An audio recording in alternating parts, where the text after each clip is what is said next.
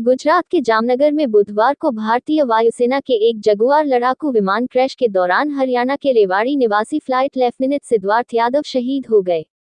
28 वर्षीय सिद्धार्थ यादव की 23 मार्च को ही सगाई हुई थी। 31 मार्च को रेवाड़ी से छुट्टी पूरी कर जामनगर एयरफोर्स स्टेशन पहुंचे। जैसे ही सैनिकों की खान रेवाड़ी में इसकी सूचना मिली, शोक की लहर दौड़ गई। वीरवार आज शाम 5 बजे पार्थिव शरीर रेवाड़ी सेक्टर 18 पहुंचने की उम्मीद है। इसके बाद पार्थिव शरीर उनके पैतृक गांव भालखी माजरा ले जाया जाएगा। बता दें कि सिद्धार्थ यादव चाहते तो खुद को बचा सकते थे, लेकिन विमान आबादी क्षेत्र में न गिरे, इसी संघर्ष में शहीद हो गए और फाइटर प्लेन खाली जगह तक ले गए। पारिवारिक परंपरा के तहत 2016 में एनडीए में हुआ था चयन। शहीद लेफ्टिनेंट सिद्धार्थ यादव के परिजनों के मुताबिक सिद्धार्थ यादव के दादा व पिता भी आर्मी से ही रिटायर्ड हुए हैं। सिद्धार्थ ने भी 2016 में एनडीए की परीक्षा पास की थी।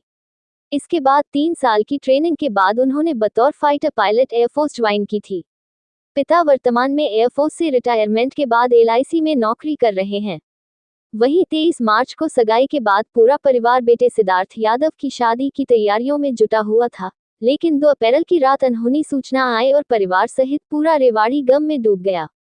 HR81 न्यूज चैनल पर पल पल की ताज़ा अपडेट देखने के लिए चैनल को लाइक, सब्सक्राइब और शेयर करते रहना।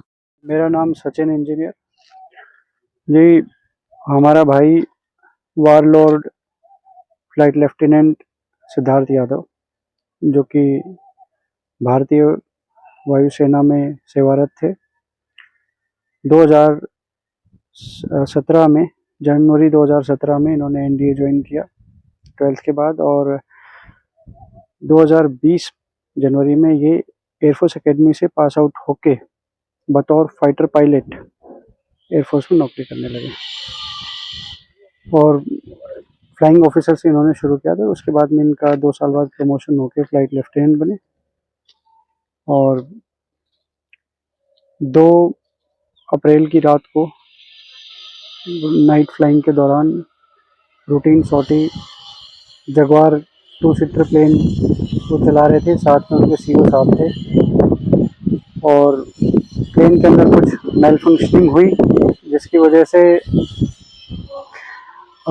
सीओ साहब को इजेक्ट करना पड़ा और हमारे भाई सिद्धार्थ यादव ने ही अपनी जिम्मेदारी समझी कि वो आबादी वाले क्षेत्र से दूर प्लेन को लेके जाए और वो प्लेन से इजेक्ट नहीं कर पाए और उन्होंने वीरगति का आवरण किया। एयरफोर्स से जो हमें सूचना मिली है, तो वहाँ पर उनकी बॉडी का ऑटोप्सी चल रहा है और उसके बाद जामनगर में उनकी रेथलिंग सेरेमनी होगी।